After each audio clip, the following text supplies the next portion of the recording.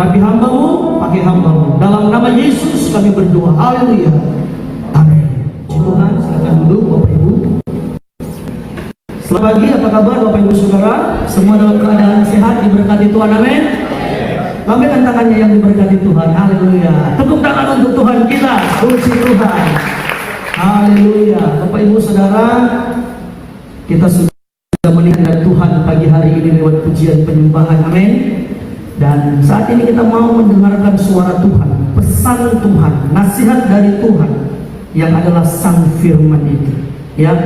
Dan pada pagi hari ini kita mau belajar tentang berseru kepada Tuhan. Coba katakan samping kanan kirimu, berserulah kepada Tuhan. Ya.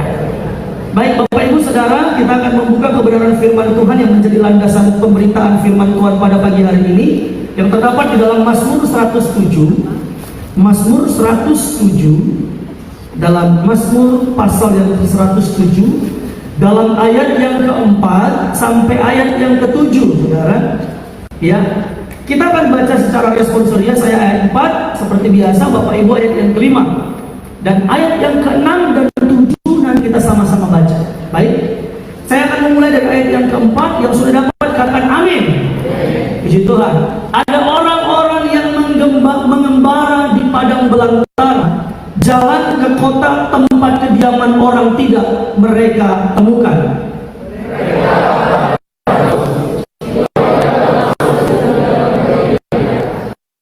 Tiga, maka berseru serulah mereka dalam kesesatan mereka, dan dilepaskannya mereka dari kecemasan mereka, dibawa yang menempuh jalan yang lurus. Amin.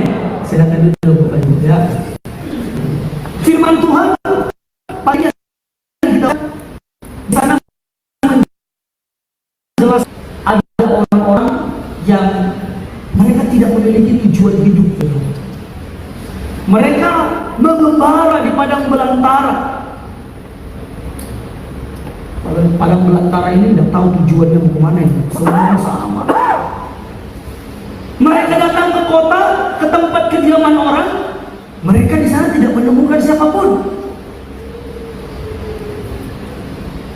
Dan dikatakan karena mereka tidak memiliki tujuan hidup, karena mereka bingung mau kemana arah hidup mereka, sehingga di sana dikatakan mereka lapar dan haus. Ayat yang ke-5 katakan mereka lapar dan haus, karena mereka tidak tahu, tidak memiliki tujuan hidup. Mereka, jiwa mereka dikatakan lemah dan lesu.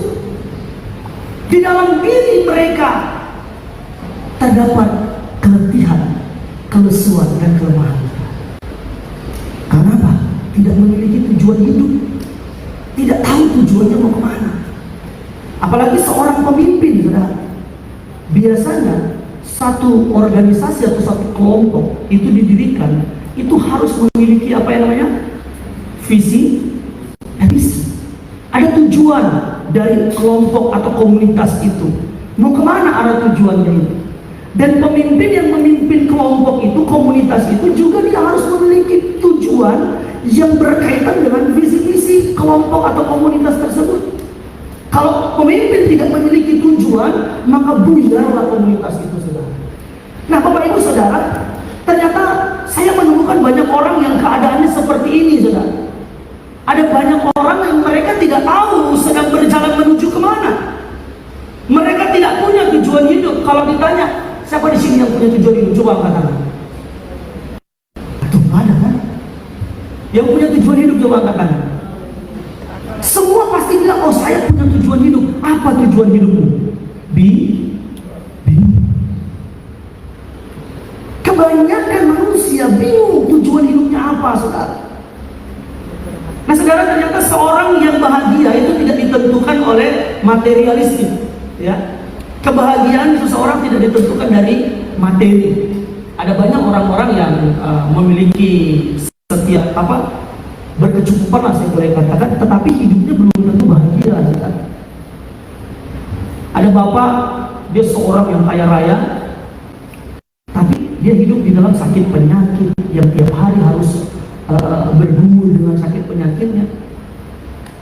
Nah pertanyaannya, apakah orang yang memiliki sakit penyakit itu tidak bahagia? Belum tentu. Ada orang yang memiliki sakit penyakit yang tiap hari harus kontrol, tapi hidupnya bahagia. Ya coba belajar dari Pak Yohanes. Tiap hari kontrol tapi gas. Apa? Bukan gas apa? Nah, gas. Ini bukan kampanye gubernur ya, gas. Tetapi yang membuat orang itu bahagia ketika dia tahu tujuan hidupnya itu mau kemana. Saya pernah buat satu ilustrasi sama Bapak Ibu, mungkin ingat. Saya katakan begini, ada mobil bagus, mobil mewah, katakan itu mobil Alphard lah, bilang saja begitu. Ketika kita mau ke satu tempat, kita mau menaiki mobil ini, lalu kita tanya pada supirnya, Pak, tujuan mobil ini mau kemana? Supirnya bilang begini, saya nggak tahu Pak, saya bingung, yang penting kita jalan aja. Tapi ada mobil rongsokan yang dia punya tujuan. Oh, saya mau ke sana, dan ketepatan saudara punya tujuan mau ke sana. Lalu mobil rongsokan itu berhenti di depan Bapak Ibu Saudara, lalu Bapak Ibu Saudara tanya, Pak mau ke mana? Oh ya, saya mau ke kota A. Pertanyaannya, apakah Bapak Ibu naik mobil yang mewah atau mobil rongsokan? Jadi kebahagiaan seseorang bukan ditentukan dari seberapa besar dan seberapa mewah materi yang dia miliki atau materi yang dia punya, tetapi ditentukan dari bagaimana dia tahu tujuan hidupnya. Itu yang membuat orang itu bahagia.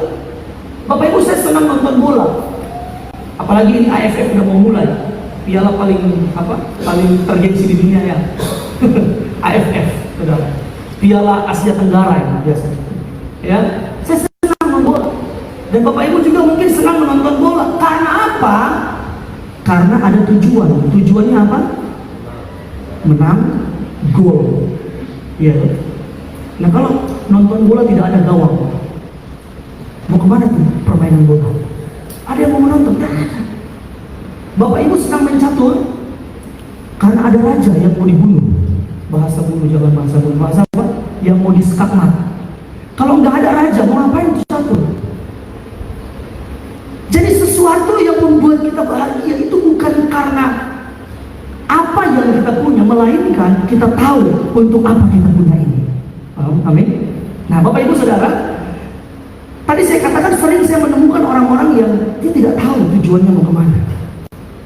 Dan firman Tuhan tadi katakan karena dia nggak tahu tujuan hidupnya mau kemana, akhirnya ada banyak orang memiliki kecemasan, banyak orang memiliki kepanikan.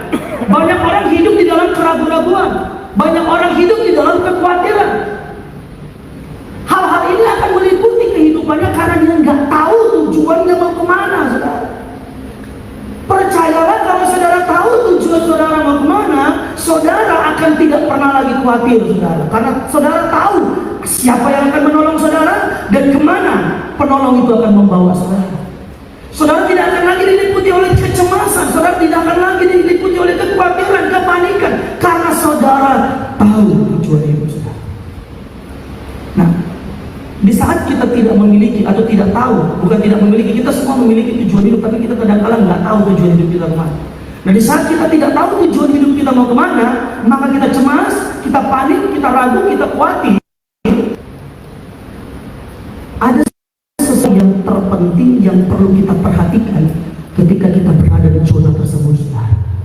Dan saya percaya tidak ada manusia yang tidak pernah berada dalam zona ini, pada persimpangan jalan yang kita tidak tahu arah yang harus kita tempuh.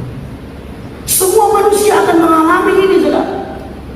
Tidak tahu mau kemana ini.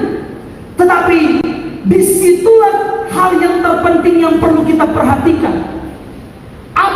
Tindakan apa yang kita ambil, reaksi apa yang kita munculkan ketika kita ada di dalam suatu persimpangan yang kita tidak tahu kemana harus jalan yang kita tuju. Nah, maka itu tindakan yang kita harus ambil itu sangat menentukan hasilnya nanti, saudara. Apakah kita mau seperti itu terus? Pasti tidak. Melainkan kita mau, kita tahu tujuan hidup kita kemana. Jadi apa yang harus orang itu lakukan di saat orang tersebut bingung dengan tujuan hidupnya, sehingga membuat orang itu dipenuhi kecemasan, saya ulangi, sehingga orang itu dipenuhi oleh keraguan-raguan, ketidakpercayaan, kekhawatiran. Nah, ini yang kita mau pelajari, saudara. Yang perlu kita lakukan ketika kita tidak tahu arah tujuan hidup kita mau kemana, yang membuat kita cemas, panik, khawatir. Di saat itu kita harus berseru kepada Tuhan. Amin. Katakan kepada sama-sama pada saya mau berseru kepada Tuhan. 2, 3. Ya.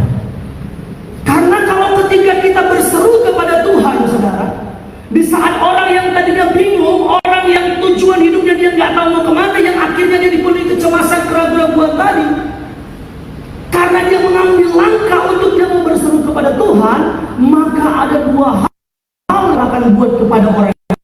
Yang pertama, saudara, kita lihat di ayat yang ke-6. Ayat yang ke-6 dikatakan begini.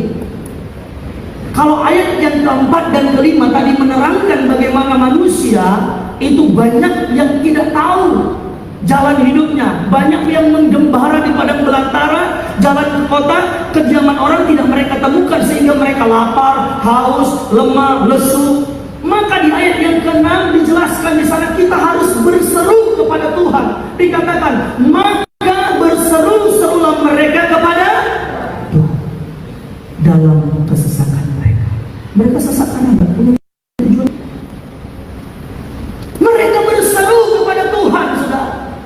Lalu apa yang akan Tuhan kerjakan ketika kita berseru kepada Tuhan? Hal yang pertama dikatakan di sana, dan dilepaskannya mereka dari kecemasan mereka. Tepuk tangan untuk Tuhan kita.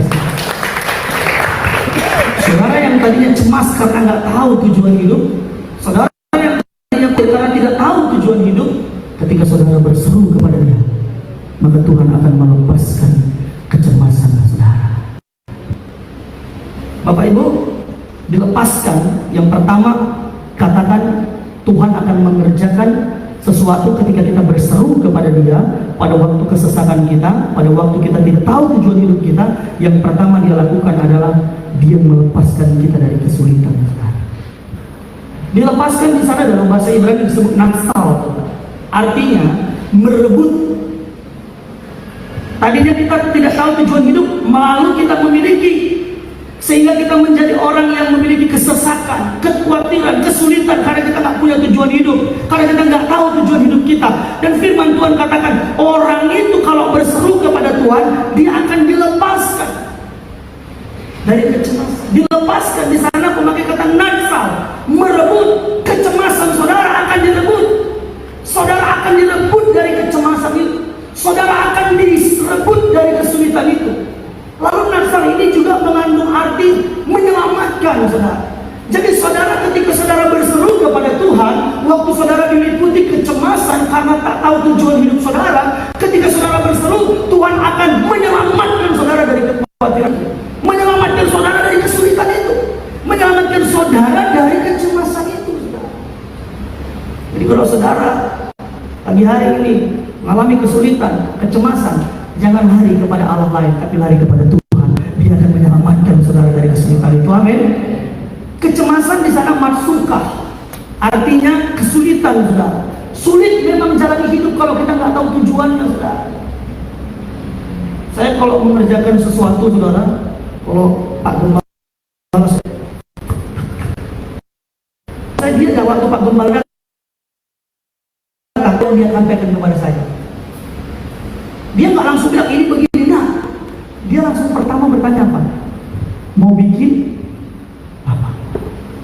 Karena kalau kita nggak tahu Pak mau bikin apa ini? Sudah kerjakan itu. Itu apa kerjakan, nggak tahu tujuannya apa? Pasti begitu. Tapi kalau begitu, oh kita mau buat ini. Tapi kalau Pak Gembala saya tanya, Pik mau bikin apa? Pik aja nanti, lihat aja nanti. Lihat aja nanti. Dia nggak mau kasih tahu sebenarnya. Kalau tahu yang dia bikin bagus, dia paling bagus. Ya. Maka ketika apapun yang kita kerjakan, kalau kita nggak tahu tujuannya mau kemana, kita akan sulit, saudara.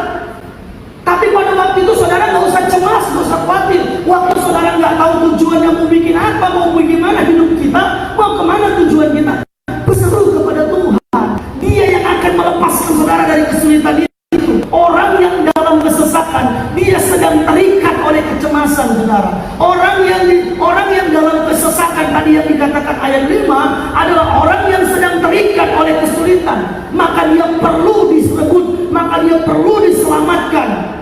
dari ikatan itu, saudara. Dan siapa yang mampu menyelamatkan kita dari ikatan itu? Yesus Kristus. Tepuk tangan untuk dia. Haleluya. Dan Matius 11 ayat 28. Matius 11 ayat 28 dikatakan apa di sana, saudara? Matius 11 ayat 28.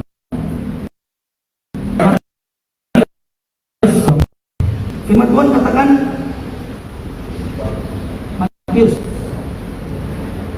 Matius 11 ayat yang kedua. Firman Tuhan katakan 2, 2, 3.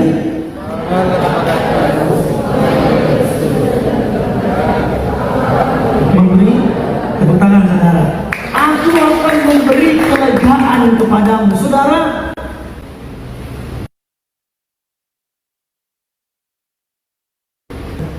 Mengundang saudara untuk berseru kepada Dia. Mari. Kalau tidak ada undangan, bagaimana mungkin orang mau datang ke Bapak Gembala baru beberapa minggu atau beberapa hari yang lalu kalau nggak salah, dia baru mendapatkan penghargaan dari gubernur Dewan dan gubernur Timur rangka memperingati hari ulang tahun Provinsi Kalimantan Timur. Jadi dari seluruh pendeta yang ada di Kalimantan Timur ini, bukan hanya di Samarinda, seluruh pendeta yang ada di Kalimantan ini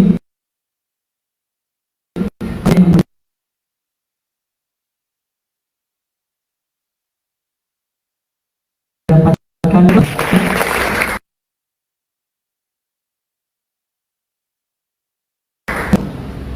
nama baik lebih berharga daripada harta dunia, betul? Ya, dikasih penghargaan. Lalu saudara tahu Ibu Gembala duduk di mana? Ibu Gembala semangat dia datang. Mungkin Ibu Gembala berpikir dia akan duduk di sebelah suami yang akan mendapat penghargaan. Ternyata poten nggak ada duduk di samping, di belakang sana karena nggak ada undangan.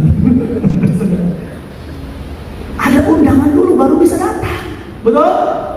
Ada undangan dulu baru bisa masuk, saudara. Sama seperti Tuhan kita, kalau Dia nggak mengundang kita untuk datang, bagaimana mungkin kita bisa menghampiri tahta Dia? Bagaimana mungkin kita bisa berseru kepada Dia kalau Dia nggak mengundang kita? Makanya Dia mengundang, marilah kepadaku semua yang letih lesu dan berbeban berat. Dia akan memberikan kelegaan kepada saudara. Tuhan kita luar biasa, saudara. Itu karena kasih. Diundang. Saudara, ada orang yang nggak open house kalau Natalan, saudara datang, boleh masuk? Kalau dia kunci pintu, ya.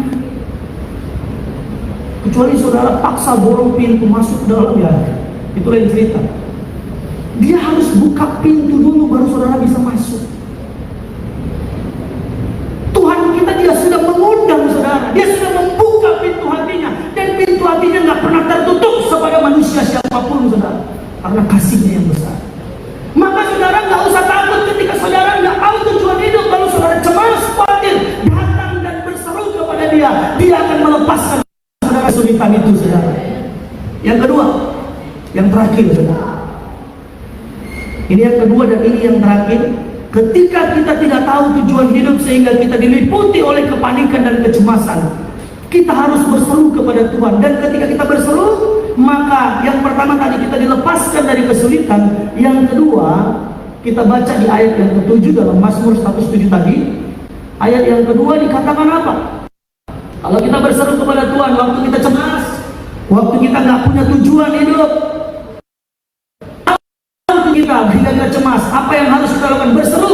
Maka dikatakan di ayat yang ke-7, ketika orang itu berseru, ayat 7 katakan apa? Di bawahnya mereka menempuh jalan yang lurus sehingga sampai ke kota tempat kediaman.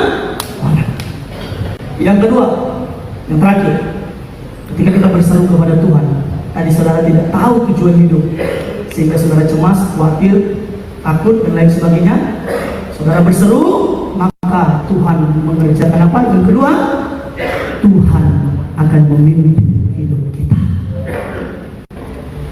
Kita nggak tahu, saudara. Kita nggak tahu bagaimana, mau kemana, langkah mana yang harus saya pilih, mana yang harus saya pilih. Ada lagu anak sekolah minggu apa? Di dalam dunia ada dua jalan, apa? Ya, jiwa.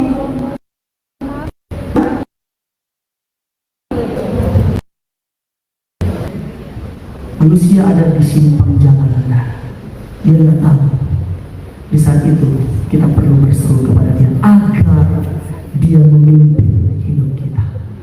Di bawah, dikatakan di sana, saya senang kata, di bawahnya mereka menempuh jalannya yang lurus. Di bawah, di sana dalam bahasa Ibrani, barak, saudara. Darak atau barak atau darak, saudara. Di mana arti kata darak ini menguasai untuk menyatakan satu tempat, atau sebut sajalah saya bahasa sederhanakan, memimpin, saudara, begitu kira-kira. Darak itu memimpin. Jadi dikatakan di bawah, artinya dipimpin dia, saudara. Saudara dipimpin Tuhan ketika saudara berseru kepada Dia pada waktu saudara tidak tahu tujuan hidup saudara kemana, langkah apa yang harus saudara tempuh, jalan mana yang harus saudara jalani. Saudara berseru kepada Dia, maka Dia yang akan nanti memimpin saudara jalan mana yang harus saudara tempuh. Dan pastinya ketika Dia yang memimpin, saudara, firman Tuhan katakan tadi, kita akan dipimpin Dia ke arah jalan yang lurus. Gembala tidak pernah membawa domba-dombanya makan di rumput yang tidak hijau. Gembala akan mencari rumput yang hijau untuk domba-domba itu makan. Tuhan tidak akan pernah memberikan yang tidak terbaik dalam hidup kita, melainkan Dia akan selalu memberikan yang terbaik untuk saudara. Sama halnya dengan gembala, saudara. Gembala akan mungkin kasih firman Tuhan yang tidak daripada Tuhan itu. Firman Tuhan yang seasal-asalnya. Gembala akan belajar, gembala akan membaca, gembala akan mencoba menggali firman yang dia akan bawakan. Supaya apa? Makanan ini itu adalah makanan yang segar, saudara. Supaya saudara semua disegarkan. Amin. Makanya dikatakan Tuhan akan memimpin domba-dombanya. Gembala agung, gembala yang baik, dia akan membawa saudara kepada rumput yang hijau. Domba kalau nggak dipimpin oleh gembala, dia bocor kacil, saudara, nggak tahu mau kemana, dia mau kemana, mau makan apa. Tapi gembala dengan tongkatnya, dia bawa rumput yang hijau untuk dia menikmati rumput. Dia bawa domba-domba ini ke air yang tenang agar dia dapat minum dengan tenang. Kalau saudara berseru kepada Tuhan, di sana Tuhan akan menuntun dan memimpin hidup saudara. Tapi karena ketika kita sudah berseru kepada Dia, maka Dia akan yang menjadi pemilik hidup saudara, yang akan menuntun saudara untuk menggapai tujuan. Anak-anak muda, engkau punya tujuan hidup, engkau punya cita-cita, engkau punya menggapai cita-cita yang ingin engkau gapai, engkau punya masa depan yang sudah kau rencanakan seperti apa. Tapi ingat, kalau engkau tidak berseru kepada Tuhan, kadang-kadang kita bisa lari dari tujuan itu. Tapi kalau ada Tuhan, engkau akan menggapai tujuan itu. Pimpinan Tuhan, saudara, akan membawa kita memahami tujuan hidup kita. Pimpinan Tuhan, saudara, akan membuat kita mengerti apa guna saya ada di dunia ini. Saudara, ayat yang terakhir kita akan buka Roma 8 ayat 14-17. Roma 8 ayat 14-17. Kita sama-sama bangkit berdiri, saudara, kita mau baca ayat ini. Roma 8 ayat 14 dan musik. Roma 8 ayat 14-17. 2, 3. Semua yang dipimpin Allah adalah ayat 15. Sebab menerima roh perbudakan yang membuat kami menjadi takut lagi. Tetapi kamu telah menerima roh yang menjadikan kamu anak Allah. Oleh roh itu kita berseru. Ayat yang ke-16 firman Tuhan katakan, roh itu bersaksi bersama-sama dengan roh kita bahwa kita adalah anak. Ayat yang ke-17, dan jika kita adalah anak, maka kita juga ahli waris.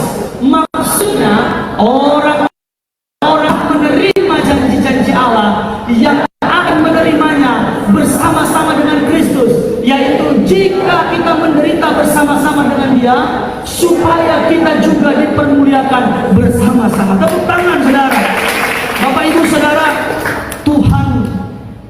sudah menceritakan dan memberitahukan lewat firman Tuhan pada pagi hari ini apa tujuan hidup kita.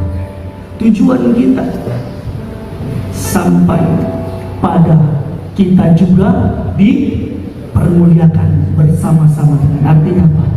Tujuan kita masuk dalam kerajaan surga. Untuk itu kita harus praktekkan bagaimana orang yang layak masuk dalam kerajaan surga dalam dunia ini, sehingga kita nggak lagi takut, nggak lagi khawatir. Sekarang kita sudah mengetahui apa tujuan hidup kita, yaitu apa? Ayat ini katakan menjadi ahli waris kerajaan surga. Tapi dosa dan upahnya mengikat kita, sehingga kita ragu apakah saya sampai pada tujuan itu, apakah saya sampai pada surga itu. Kita cemas, kita nggak tahu saudara bagaimana dan di mana jalan untuk sampai pada tujuan itu. Akhirnya banyak orang yang jadi pesimis, saudara. Disitulah saudara harus berseru kepada Tuhan. Ya Bapa, ya Bapa. Katakan, berseru